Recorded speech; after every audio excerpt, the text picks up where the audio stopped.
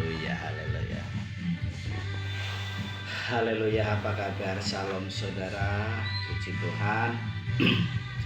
Buat pagi hari ini kita masih dapat berjumpa kembali dalam kasih Kristus Yesus Tuhan Allah yang hidup, Bapa yang kekal, Raja damai, Allah yang kita percayai.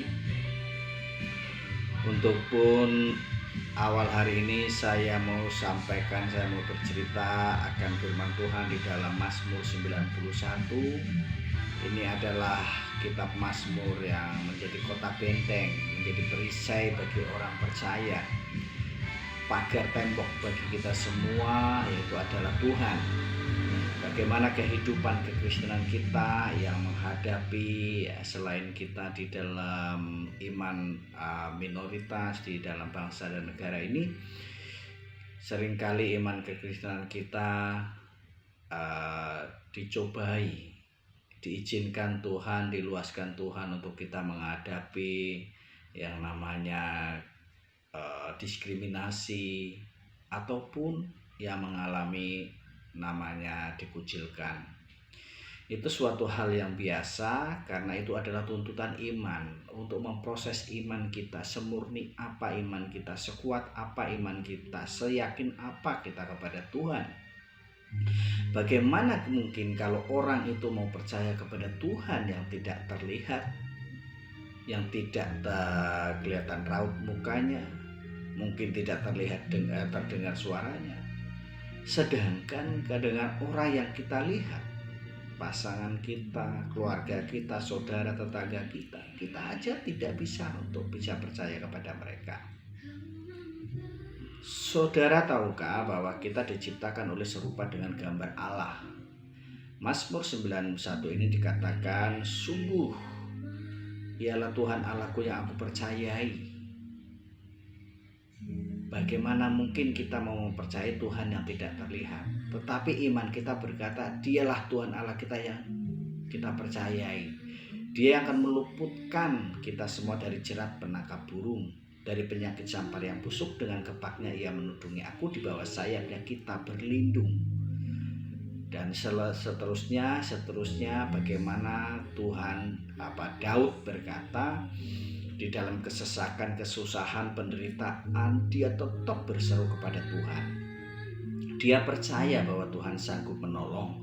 Tuhan percaya Tuhan sanggup meluputkan dari bayang-bayang maut sekalipun. Karena waktu itu Daud banyak mengalami aniaya, intimidasi, tekanan, dan begitu ketakutan menguasai hatinya. Tetapi Daud tidak salah untuk memilih tempat dia mengadu. Dia hanya mengadu dan berseru kepada Tuhan Allah yang memberikan napas kehidupan. Akhir-akhir ini fenomena saat ini banyak terjadi, saudara, bukan lari kepada Tuhan, tapi larinya kepada dukun dan paranormal. Ada kesusahan, penderitaan sedikit, ya, ada persoalan sedikit, atau soal pekerjaan, usaha dan bisnis, ya, terus soal keuangan. Bukannya orang itu datang kepada Tuhan yang sudah memberikan napas kehidupan, yang sudah memberikan kita fasilitas ada di dunia ini, tapi datang kepada dukun dan paranormal. Diberilah satu bungkus jimat, dia merasa bangga kata bisa membantu. Saudara tahu, walaupun banyak agama mengajarkan bahwa itu hal yang musyrik, tapi tidak sedikit juga mereka mempercayai. Itu herannya, saudara, apa yang Alkitab katakan, karena mendekati akhir zaman ini akan banyak nabi-nabi palsu dan pengajar-pengajar sesat. Jangan heran jikalau mereka sudah diperlengkapi oleh si Bapa segala dusta dengan segala kekuatan dan hikmat, karena pikirnya solusi yang terbaik adalah mereka. Padahal mereka sama dengan kita, makan nasi, minum air putih, minum kopi, minum susu, sama dengan kita, tidak ada bedanya. Teramat sangat bodohlah kita sebagai orang percaya, orang yang mengenal Tuhan, orang yang beriman, tetapi masih percaya dengan hal-hal okultisme, pergi ke dukun, ke paranormal, untuk minta penglaris, untuk minta pesugihan. Bukankah Tuhan itu sumber penglaris? Dia sumber pesugihan. Masalahnya kita itu sudah tergiur dengan iming-iming, dengan cerita, dengan mitos-mitos. Memang sewaktu belum ada perjanjian baru, waktu itu masih mereka menggunakan yang namanya hukum nenek moyang. Percaya dengan hal-hal seperti itu. Ahli-ahli Taurat, mereka percaya juga dengan nabi-nabi Baal. Tapi kan Tuhan Yesus kita sudah datang 2000 tahun yang lalu. Dia datang menjadi sama dengan manusia, bahkan memakai rahim seorang manusia. Dia bertumbuh, dia dewasa, dia menyerahkan hidupnya, dia bangkit lagi. Kurang apa? Dia adalah Allah yang hidup. Kalau bicara soal kehidupan, dia berbicara, dia mendengar, dia melihat. Bukan hanya Allah yang duduk diam di suatu negara sana, yang jikalau Anda mau berkunjung dengan biaya begitu mahal. Tuhan ada selalu dalam kehidupan kita, dalam hati dan pikiran kita. Yang menjadi pertanyaan, apakah kita mau terus cari Tuhan? Bukan cari dukun mana yang sakti, bukan mau cari paranormal mana yang pinter, tapi carilah Tuhan. Kalau kita percaya dengan hal-hal seperti itu, secara otomatis kita bodoh. Kalau mempercayai orang itu pinter, berarti kita orang bodoh. Kalau mempercayai orang itu sakti, berarti kita orang lemah. Jangan mau dibodohi dengan seperti itu, saudara. Kita tuh sama, makannya sama, hidupnya sama. Saya cuma mau ajak sebagai orang yang percaya, kita harus semangat, yakin bahwa Tuhan kita Allah yang penuh dengan pengharapan. Bahkan doakanlah saudara-saudara kita agar mereka sadar, mereka yang menjadi mualaf-mualaf, mereka sadar mereka sudah dibohongi dengan ajaran-ajaran, mereka sudah dibutakan, disilaukan dengan hal-hal dunia. Ya, bayangkan lahir dari keluarga percaya Tuhan, ikut sekolah minggu, pemuda, remaja, bahkan rajin dalam ibadah. Setelah bertumbuh dewasa, dia hanya karena pasangan hidup tinggalkan Tuhan, hanya karena usaha pekerjaan bisnis tinggalkan Tuhan.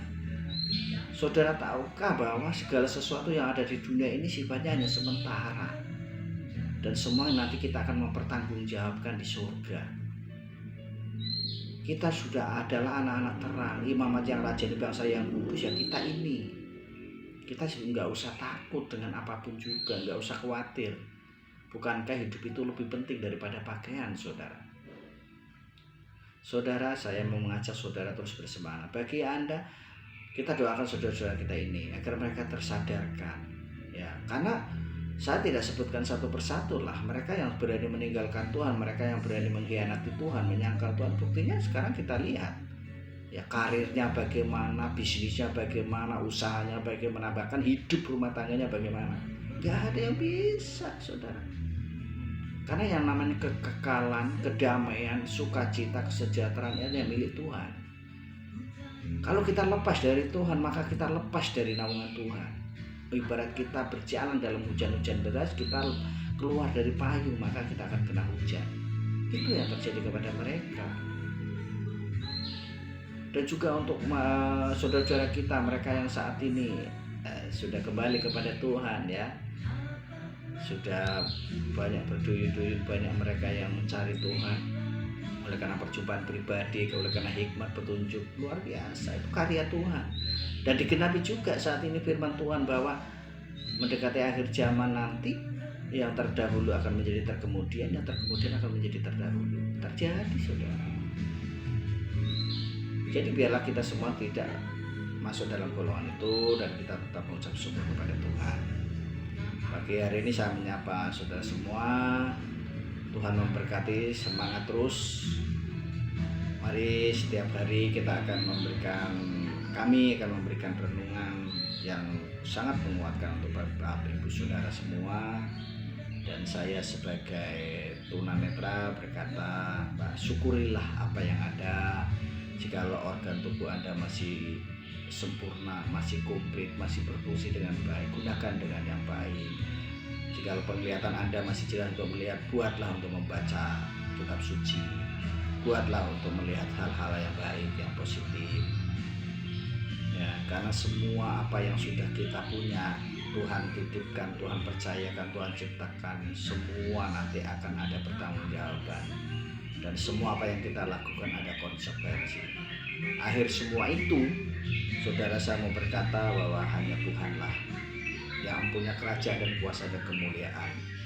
Kristus yang sudah datang 2000 tahun yang lalu, hidup menebus dosa, menanggung segala penderitaan, dan yang sedang menyediakan tempat bagi kita semua. Salam sadar, God bless you, Tuhan memberkati, haleluya. Puji Tuhan, saudara.